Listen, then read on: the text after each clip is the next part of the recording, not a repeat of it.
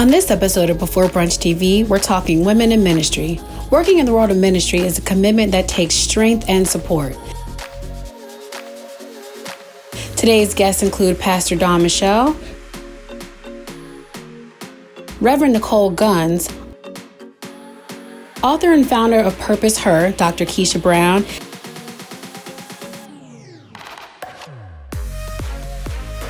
and executive producer of Good News Co., Siobhan Mitchell. Thanks for tuning in to Before Brunch TV. In the world of ministry and creativity, image is everything. And today I'm talking with several women who are in that space. So I have Nicole, Siobhan, Dawn, and Keisha. Welcome to the show. Thank you. Thanks y'all for joining. Everybody's like, all right, we ready. What are we talking about? So what are some of the challenges that you've had to face, like being a woman either in ministry or in that space where maybe your audience is geared towards, Christians? Okay, well, one of the biggest challenges for women in ministry is the fact that you're a woman. Mm-hmm. Just like just about every other industry, the fact that you're a woman becomes a hindrance for some people, and equally men and women. You can see men that are against women in ministry and women that are against women in ministry. And so that's been one of the biggest challenges for me. For me, I would say most people think because I'm a believer that my movies are going to be faith-based. And it's really that my creativity is led by God. It doesn't mean I'm going to have any sermons in my movies. It doesn't mean that I'm leading you to the church, but my faith does determine what I'm going to create. And for me, originally I felt like I really didn't have any challenges, but when you get the title pastor, it's like, it's okay for you to be a woman in ministry. It's okay for you to preach. But when you start giving yourself the title of a pastor, then male pastors come out of the woodworks to let you know that that is not what you are called to do. Keisha, how about you?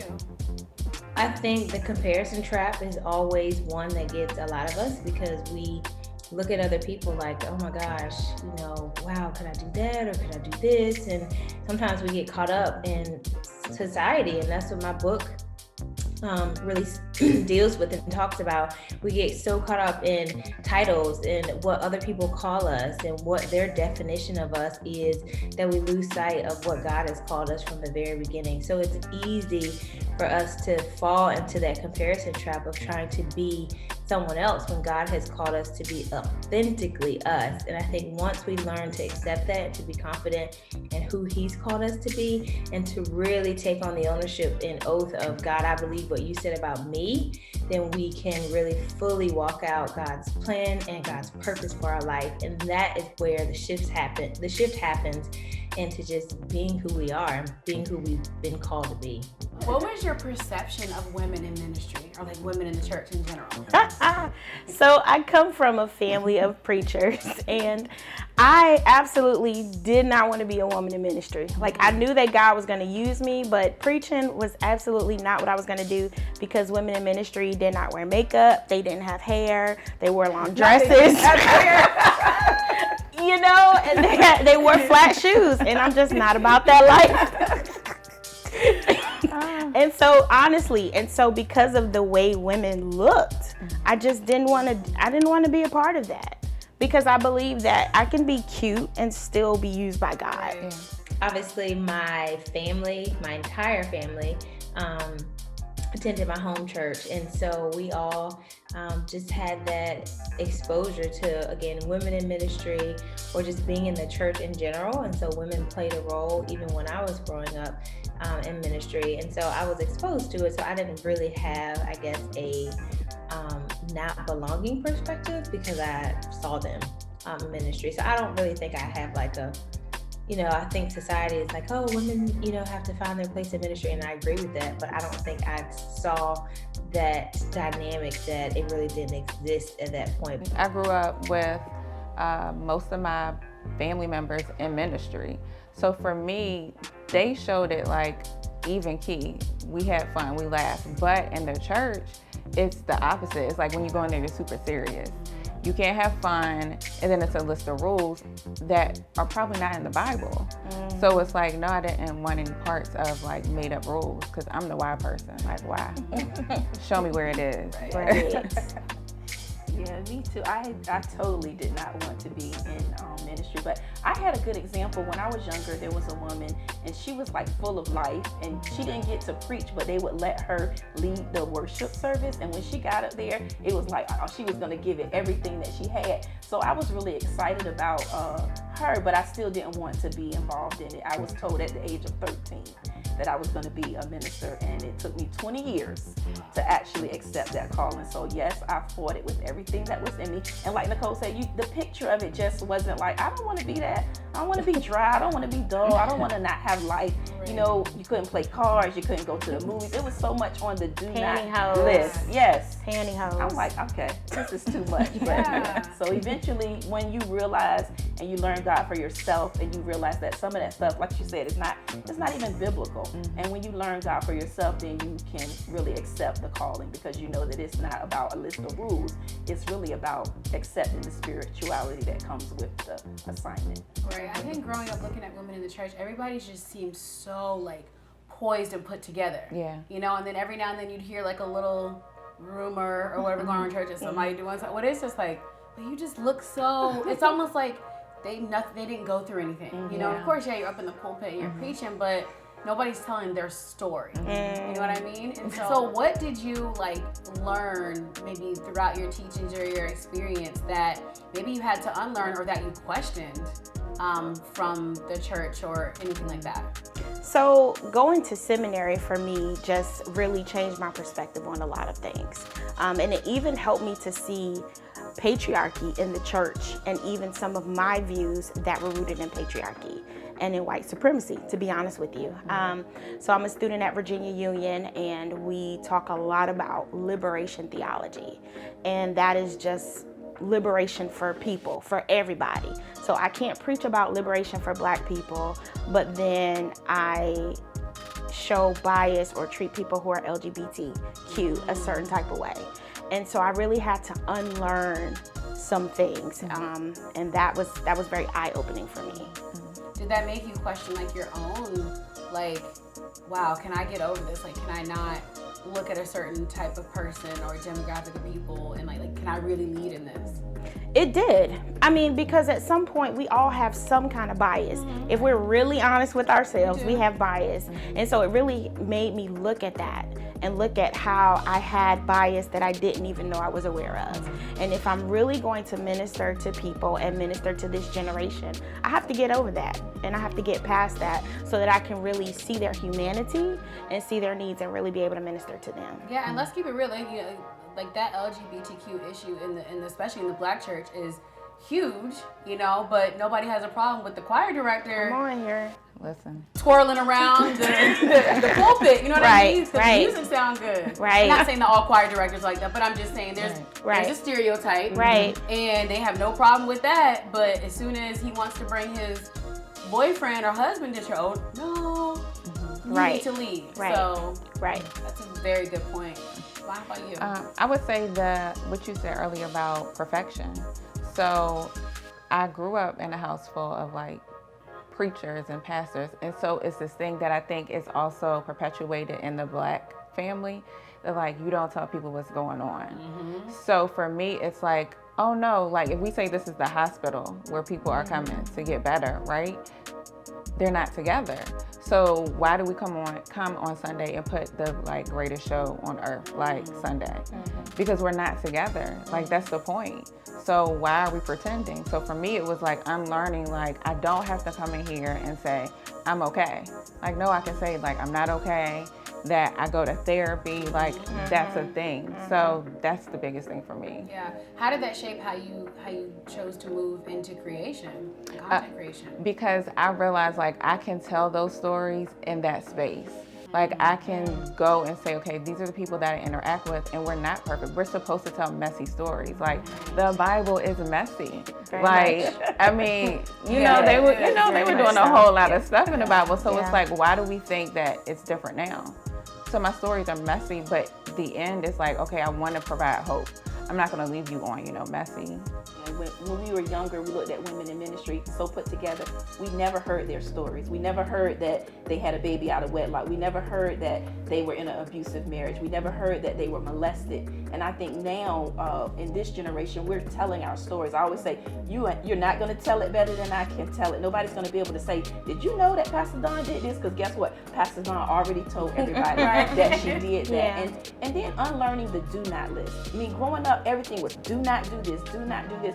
And then when I became a Christian and when I became a pastor and I really started reading about it, like, it's a whole lot of stuff we can do. Life and life more abundantly. But if you're so stuck on what you can't do, you never get to the part of the things, the good things that you can do. If you are willing and obedient, you shall eat the fat of the land. There's no good thing that he will withhold from you. And so we never get to that part because we're so busy. Don't fornicate, don't drink, don't smoke. But it's a whole lot of stuff in there that you can do. Yeah. And so as a pastor, my job now, I want to express to people what you can do, because I believe that when you surrender to what you can do, all of that other stuff will fall off. It won't be as important as it is. But when you focus on do not, it's hard to get to the do. So when did you all know, like, that you were ready and finally accepted that? Because sometimes you can push, you hear people like 60 years old, okay, I finally accepted my call in the ministry. It's like, you done had 60 years. Like, what, when did y'all really realize that I need to be in this space and I need to be the example? So I married into a ministry family, and my husband recently just accepted his call to pastor last July 2020.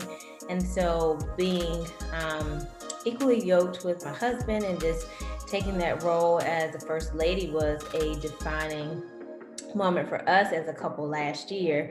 I remember at Hampton University, some of my friends would always say, girl, you are a first lady. And so I don't know what made them say that about me or even how I got that title, but I guess I've always just taken that title like, wow, you know what, maybe I am. And it manifested last year. So here we are. For me, there have been very few times where I've audibly heard the voice of God, to be honest with you. I will feel a pull on my heart, I'll have dreams, I'll have visions, but there's only been about 3 times where I've audibly heard God. And I was in my dream job. I was a nurse manager at a hospital. I got to that position much earlier than I anticipated. So I felt like I was on track for my career. And one day I came out of this meeting with the CEO, great meeting, and I heard the Lord say, did you enjoy this? I'm like, God, what are you talking about? Like, did you enjoy this? Because your life is about to change. And from that moment, I felt like I went through a Job season where just everything just seemed to be falling apart. But sometimes when it feels like things are falling apart, they're really falling in line, and so it just kind of pulled me to the point where eventually I said, you know what, God, you kind of know what you're doing, so I'm gonna surrender myself to you. And that has really been the best decision of my life, not to over spiritualize anything. And even when I started speaking, because I was not going to say the word preaching. So when I started speaking, I had to speak at a church one day, and the whole front row was young girls. Another time I heard the voice of God, and he said, you see how they're paying attention to you as a young woman. I need you just like you are. And that changed my life. How about you, Siobhan, because the entertainment space, it can be real dark. Yeah. And so trying to be a light in that path, that's really scary. It is. So honestly, when did I say, okay, God, I'm going to stop playing? 30 days ago. Okay. Because for me, I did not, and it's funny because it's happened. I did not want people to assume when I said I want to help creatives who are Christians that write me off of, oh, you want to do faith-based. And I actually had people in my DM oh, can you read my script that's faith-based? And I was I mean, I will, but that's not what I mean. So for me, there was a fear of, I don't want to be put in a box. And I don't want people to think that this is what that means, because I feel like God is saying, I want you to kind of flip the table on what people think it means to be a Christian who creates. And so that's scary, because I don't see anybody else doing that. So I'm God, are you sure? I'm by myself, and then I have these thoughts about what it is to run a business. I don't want people to be oh, no, we don't want to work with her, you know, like, she's not doing what we're doing. But I had to get over myself. It's like, there are so, and with me doing it, I now see so many people like, thank you for saying this. Like, no, we're not limited to this. It just means that it's certain things I'm not going to create, but I want to laugh. I want to be entertained. I want to see like cooking shows. I like cooking. Like, you know, like there are so many things that we can do. And it's like, no, I don't. Like, that's just, and not to say that faith-based films are not needed, but that's just not my lane. Don, how about you? Yeah, and it's definitely, I'm all about the flipping the table ministry. I started out as a youth pastor, so I can kind of get what you were saying about being in front of the youth. But just learning, the challenge is learning how to be yourself and not trying to be a cookie cutter model of what you've seen. And I think with men in ministry, they, you know, you had the 20-year-old pastor that was sounding like the 60-year-old pastor. And I didn't want to be the 30-year-old woman sounding like the 60-year-old male pastor, because that's the only, so I had to learn how to just really have my own voice. And I remember my pastor said to me one day, he said, don't dull yourself. He said, don't dumb yourself down. He said, don't try to make yourself feel less pretty, you know, put your makeup on, be you, because that's what people are attracted to. Yeah, being in ministry doesn't take away the fact that you're a woman. Do you feel like you've ever had to downplay like your sex appeal or like your femininity because you're a woman? Okay, so listen, I love a little cleavage, you know. It's nice to have a little cleavage out. Yes. But you know, when you get in the pulpit, you got to be careful. I remember one time I preached at this church and kids got saved. I mean, the Spirit of the Lord moved, but I had my arms out. And when I got off the pulpit, this mother of the church walked to me. She said, don't you ever get in that pulpit again with your arms out.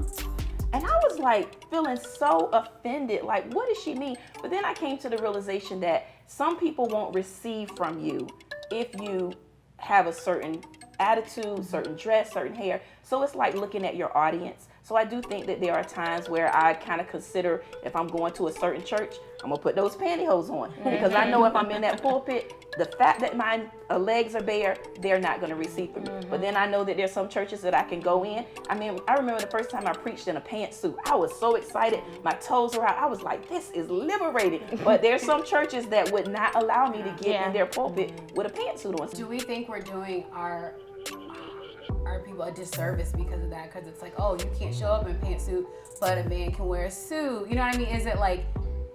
Is it contradictory, or can we find somewhere, and I'm not even like challenging, but can we find somewhere where it says like a woman can't wear a pantsuit, you know, and look beautiful in the Bible? You know what I mean? Like, it's like those traditions are kind of tearing people in churches apart. Right, and it's not biblical. And there are some times where I have gone and I said, I'm going to be the radical one, you know, but you got to be led by the Spirit. Yeah. But because there are times where there are some young women or some people there, and when you get off there, like, wow, they really receive from you. Maybe God just sent you there for them, so the other people may not. So it's kind of like a balance. Yeah. You know, you have to, like I say, know your audience, and you have to be led by the Spirit.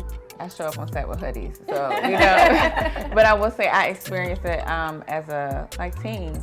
I couldn't wear, they didn't want us to wear pants. And I was really rebellious. So my parents gave me wiggle room. They were like, you know, if y'all can tell her why, or if you can like show her, then okay, we'll roll with it. And that was major, because like no other parent was going to say that. They were going to be like, oh, okay. And I was like, I'm not trying to be disrespectful, but I just need you to tell me like the reason behind it. I would agree with Pastor Don that you really have to know your audience, because you don't want the message to be lost. But at the same time, I think you can bring your personality to it as well. So if I don't ever wear a long black dress suit, I'm not gonna wear it just because I'm coming to your church. Now, I'm gonna wear a little red bottom shoe or something, you know, red lips, something. But then at the same time, I think that times are changing. And I think that as we evolve as society, as people, as we kind of normalize women in leadership, I think that people are becoming more open to it. Yeah, I think it's amazing too that where the church does get a lot of criticism for that, but it's like, to me, that falls in line with every profession. Like as a teacher, you wouldn't, like I wouldn't wear this to go teach, right, you know what I mean? Right. But in the same way, you wouldn't wear that to go into a hospital to do surgery. So I think the church, just all eyes are always wanting, because people want to find something to criticize. I did think to myself, like sometimes I have to, you know, check myself and be, like I said, know your audience and just be willing to, when in Rome, do as the Romans do. Yeah, y'all don't watch green leaf. I mean, I'm just saying, like, those are the kind of situations, so it's so contradictory. Being where you are now, what has, like, your position kind of taught you and made you reflect on about relationships and dating? Because, you know, I had to think about my 20s, I'm like, ooh, I was in some mess. Like, just even thinking about some of the people that you might have dated or whatever, it's like, ooh, God, like, please forgive me for that, you know? And I'm sure everybody can relate. Yeah. But what has that made you reflect on in these times? Wow. Ooh, Been Lord. there, done Had a communion round for that like, you know, you want to say if you could go back and do it over again, but some of that stuff shaped who you are. I tell women, it's really almost nothing that a woman has gone through, unfortunately, that I haven't gone through. Married, divorced, single, separated. You know, all of that. Had a baby when I was in college. I mean, I've been through a lot, and I don't try to hide my story. So there are some times where you think like, oh man, if I would have known better, I would have done better. But then at the same time, it shaped my ability to be able to minister to people that have gone through some of those things that I've gone through.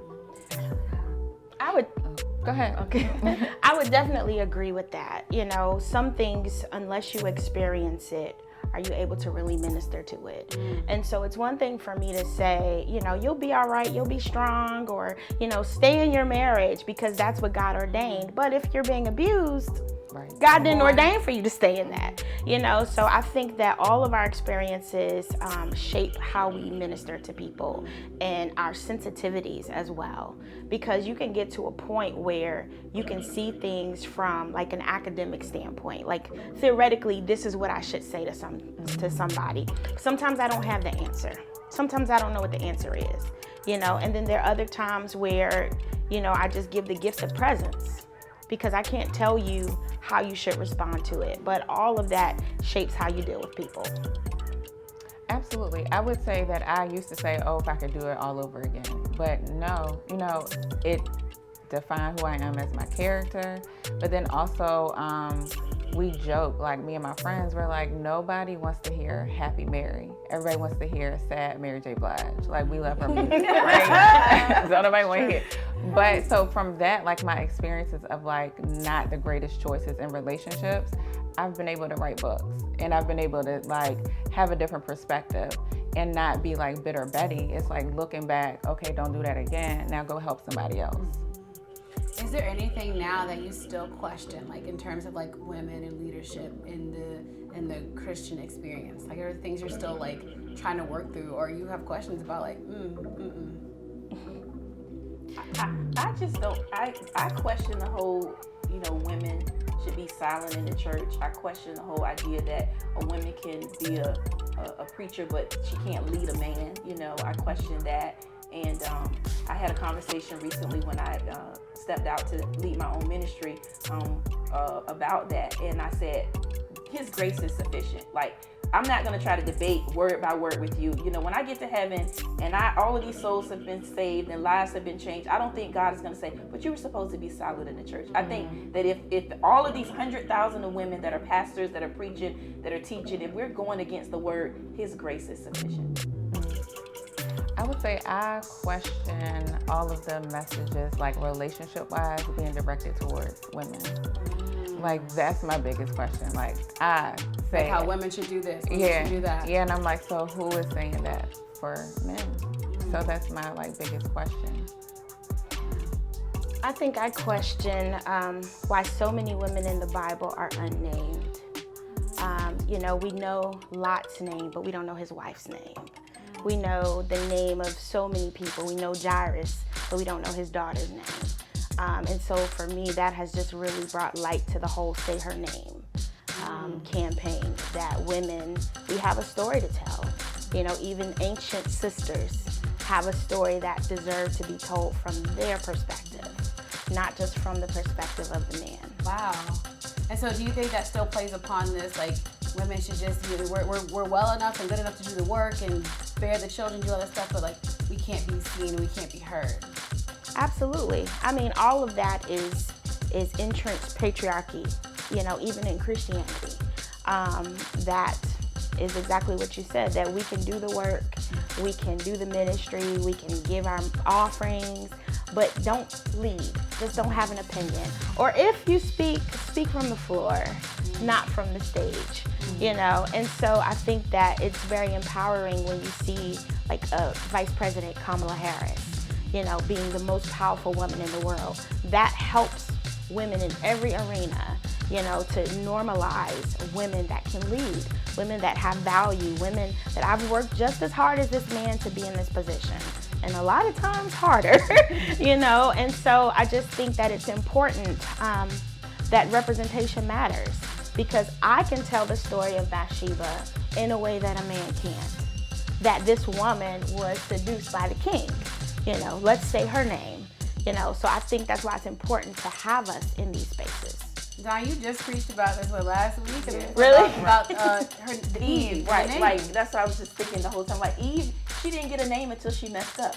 Like she was just the wife, but then once she messed up, then she was given the name Eve. And so, like you said, that just shows that even from the biblical times until now, that it's something that needs to be, brought to the light. We need to bring those things to the light.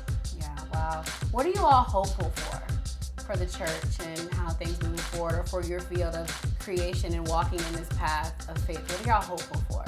You gotta just be willing to do some self-evaluation to really figure out what it is that you want to do and what God has called you to do, because I feel like those are the things. Once you discover that thing that you're supposed to become, it becomes easy for you to walk in it, and it becomes easy for you to not be distracted, so you can rise above the noise and really fully walk out whatever it is that your gifting and your calling is. I think the pandemic shifted everything. And I'm hopeful that church will not go back to business as usual. I'm hopeful that we will not get back into the building and start doing things the same way we've always done them. I'm hopeful that we will be outside still, out of the four walls. We will still be in the community. We'll still be giving vaccinations. We're his hands, his eyes, and his ears in the earth. And I think that this has given us the opportunity to step out of those four walls, to step out of a box and really be who God has called us to be.